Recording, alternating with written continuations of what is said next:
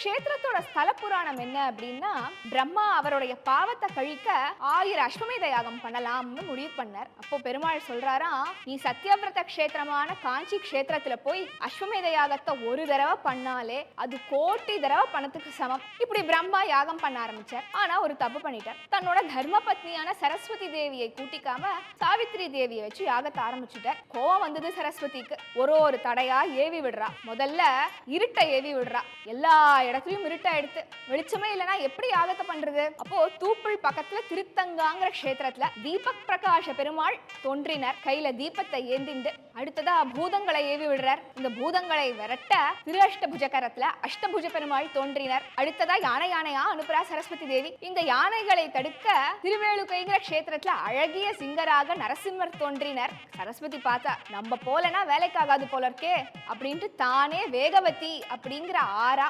பிரவாகமா வரா.